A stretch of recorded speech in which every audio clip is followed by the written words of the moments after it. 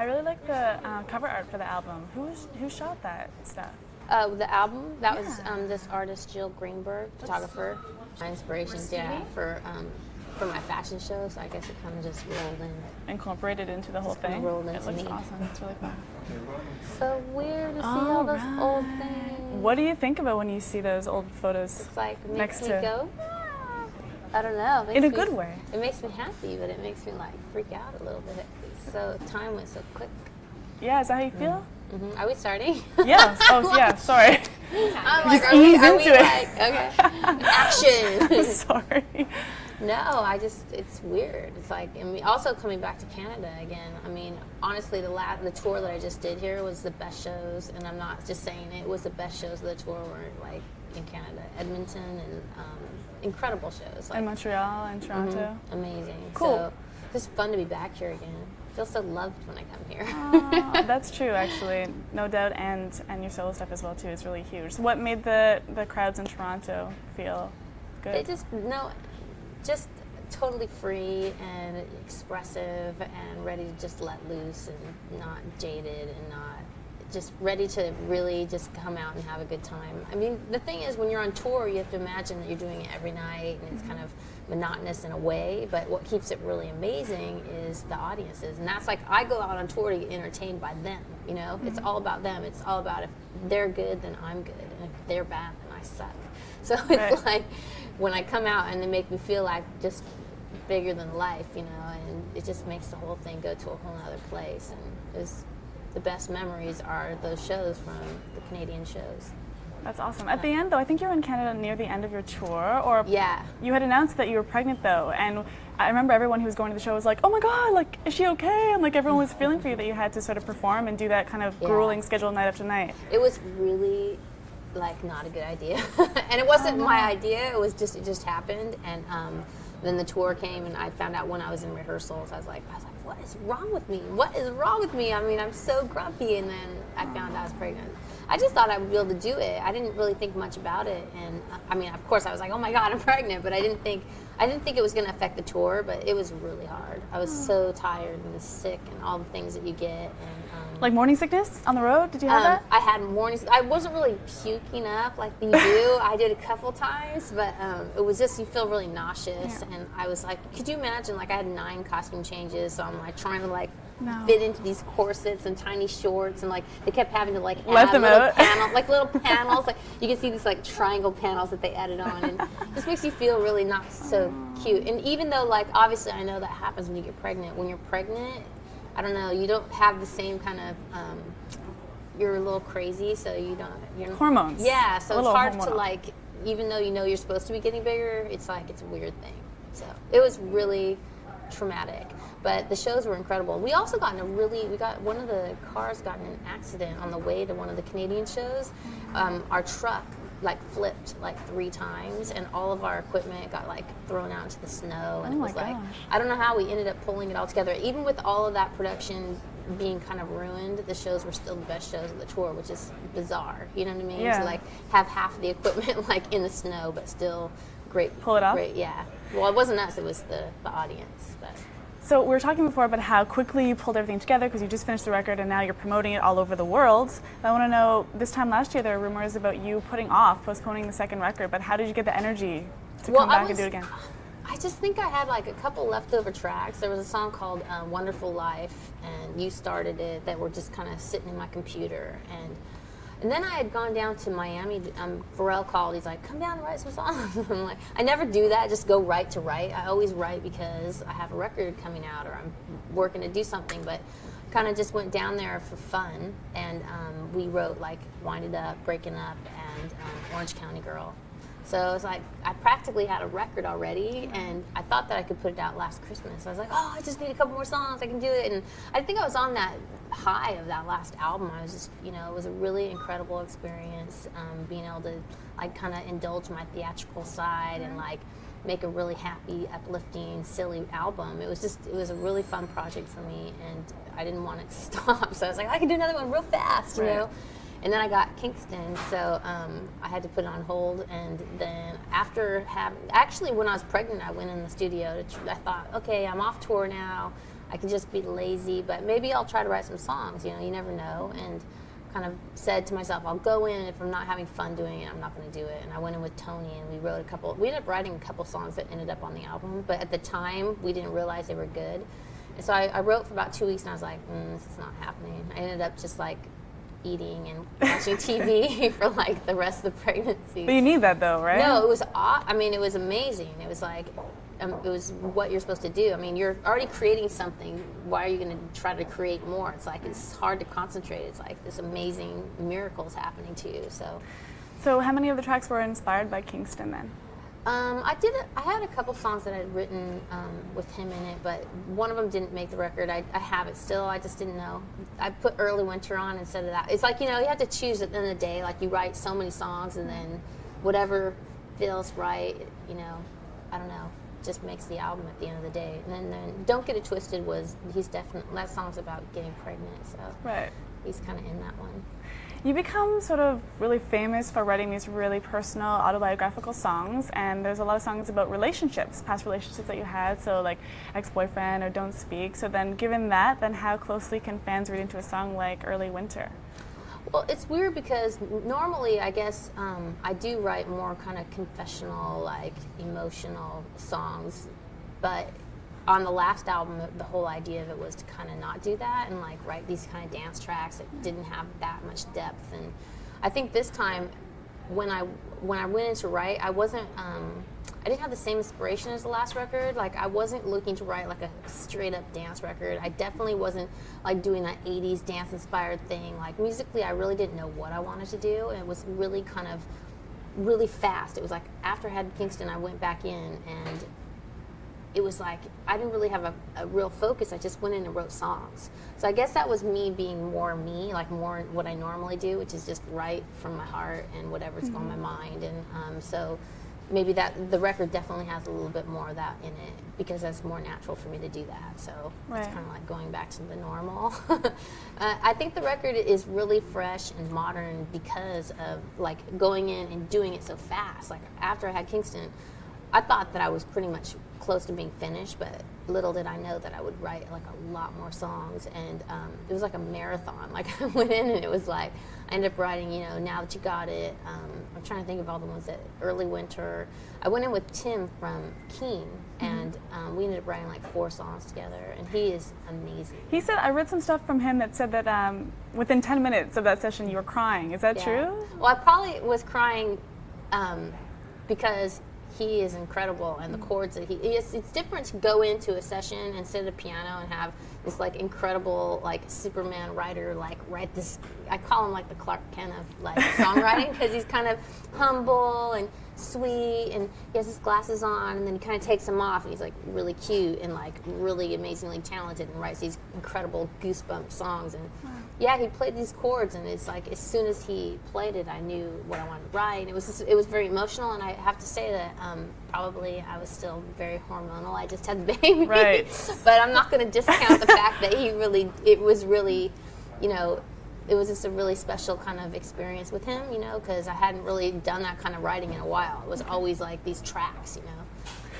So given the idea that maybe it is sort of an emotional experience for you making records and collaborating with other people, then what is it, maybe this doesn't happen in real life, but what is a Gavin and Gwen sort of listening session like? Like when you're playing the album for him and when you guys are talking about the stuff that's going on that inspired the tracks? Well, I mean, we definitely play our stuff for each other all the time. You know, we're always in the studio at the same time and coming back and playing each other's songs. And I mean, it's pretty like, how do you say it?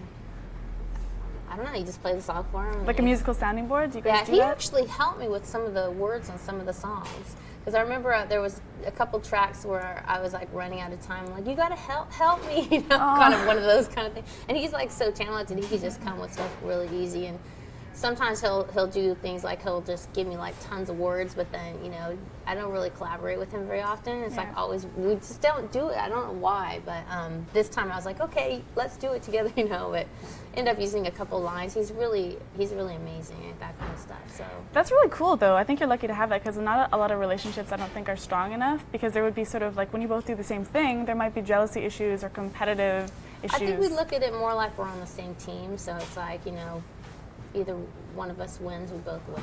So. Oh, that's so Yeah. sweet. Well, I mean, Very mature. Well, we're married. What else are we gonna do? Oh, but some people, even when they're married, I guess they don't sort of learn those lessons. That's great for you guys, though. I want to talk to you about a different sort of element. A lot of your songs have to do with sort of like the idea of the fantastic and those sort of fantasy elements. So most people would think that you're a woman who has everything that you could ever want, but I have a lot of good stuff. what is it that you fantasize about?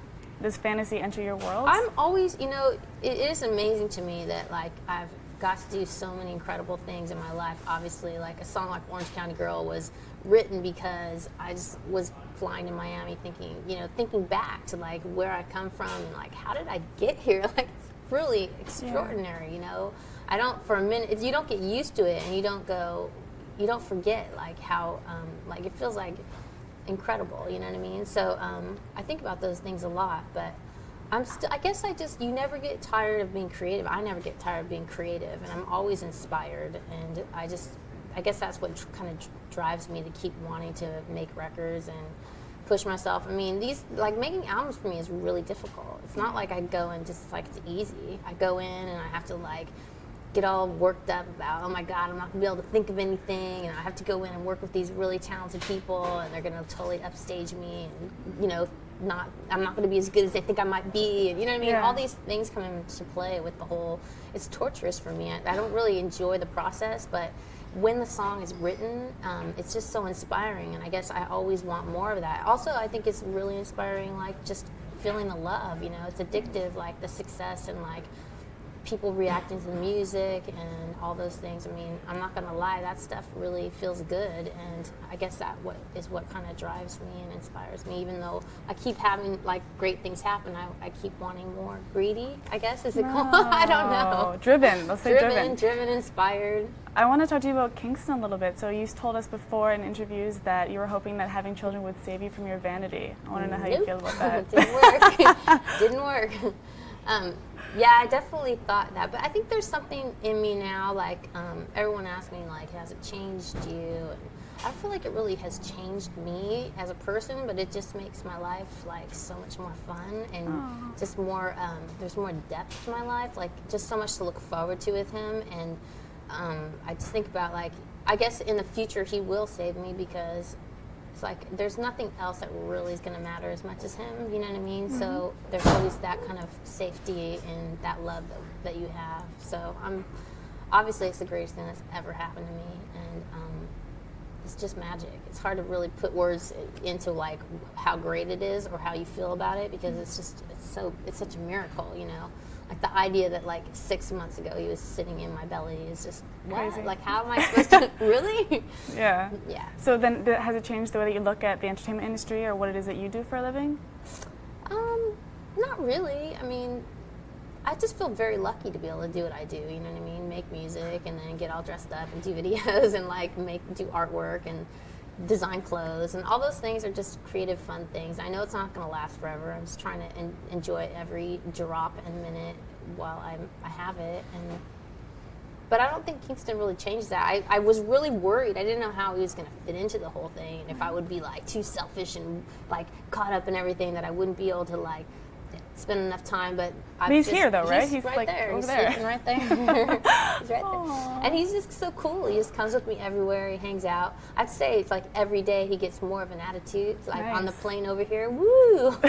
Crying, screaming. He was like, I don't really want to sit here right now again on the plane, but he's really fun, and cool. Everybody likes hanging out with me because he's always around me.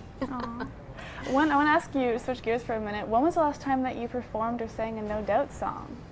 Well, we did a greatest hits tour kind of right before I did the last record, and it was magic. I mean, putting that whole record out was kind of magical. We did a song, It's My Life, which was a cover, and we went out on tour and did, I don't know how many shows, like 40 shows or something, and it was one of the best tours we've ever done because you get out there and you have so many singles. I mean, the whole show was singles, so basically every single song is a song that everyone can sing to. That must feel really it's good. Crazy. It feels like this. It's like, oh, you like that song?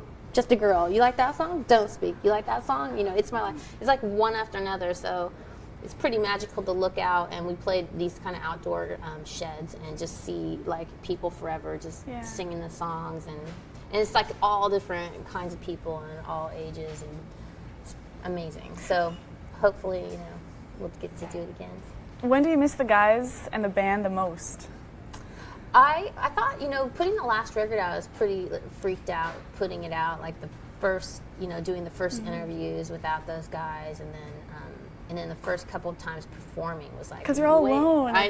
Well, I have the Harajuku girls, so that's it's a whole different energy. It's like amazing for me to be able to experience female energy. Are they back on this tour? Yeah, they're going to be on the tour. They're incredible dancers. They're great girls. They have amazing personalities, and they're just hilarious. They're hilarious. So I never really spent a lot of time with traveling with girls. I have been surrounded by stinky boys my entire life. So no more and groupie now I have issues stinky girls surrounding me. Wow. But no, it's been a fun kind of experience to be around them and stuff like that. But definitely, the one thing I would probably miss them more if it wasn't for Tony being so involved in this last couple records. He actually has 3 tracks on this album. One of my favorite songs off the record, 4 in the Morning, is the song I did with Tony, and kind of watched him grow as a producer. And it's really weird to work with somebody that you've known your whole life, and then they're trying to suddenly produce your vocal and do it again. You're like, what? But it was he's really talented, and so he's been really involved. So in a way, I don't feel for me personally, it doesn't feel like I'm as far away from those guys as maybe it looks. Do you know what I mean? So are you guys working on a new record? We talk about it, and I kind of feel like I'm on the yellow brick road back to the No Doubt world. I feel like this album touches on that world a little bit with some of the melodies on a song like Sweet Escape, or I don't know, just certain also we were talking about the kind of emotional side of this record, just gets me. And also the kind of chord progressions on the album. It's funny because the album Wind It Up is the first single, and obviously it's totally to the left, and you have to taste it a few times before you realize, whoa, this song is pretty addictive, But it's not really representative of the whole album. There's so much more on this album. It's like a lot more kind of real kind of songwriter songs where you have choruses and bridges. But it's funny when we talk about the sound of music, but there's at least 7 Von Trapp children. How many are in your future? How many more? I don't know. Obviously, I'm the type of person that wants more of everything once I get it, so I want some more little babies, but I feel like it's not really up to me. It's kind of like a miracle, a blessing, so whatever I get blessed with, we'll see. If it happens, it happens. That's a nice way to look at it, definitely. Yeah. The album feels, I don't want to say easier to listen to, but really there is a lot of depth to it, and just feels really chill. It feels really comfortable. Mm-hmm. Did you feel a lot more comfortable this time around? I think it was just such a different journey. The last record was this epiphany of inspiration, and I had such a clear idea of what I wanted. I wanted this 80s dance-inspired album. I knew exactly the melodies. I knew exactly everything about it, including the Harajuku girls, the look, everything. And this time it wasn't like that. There was no direction. It was kind of spaced out over these, before Kingston, during Kingston, after Kingston. It's this really weird time to be writing songs with that whole thing going on in my life. And then also the experience of going with producers and doing that kind of circuit, which is coming from that rock world of being in a band, is so bizarre when you first experience it, going in with these different producers. I don't know, it's a very weird thing, but I kind of got used to that. I know how to walk in and just meet someone for the first time and write a song with them. And so, I guess I was a lot more comfortable. Cool. I'm getting wrapped. Thank you. I'm getting wrapped. Thank you very much. Thank you.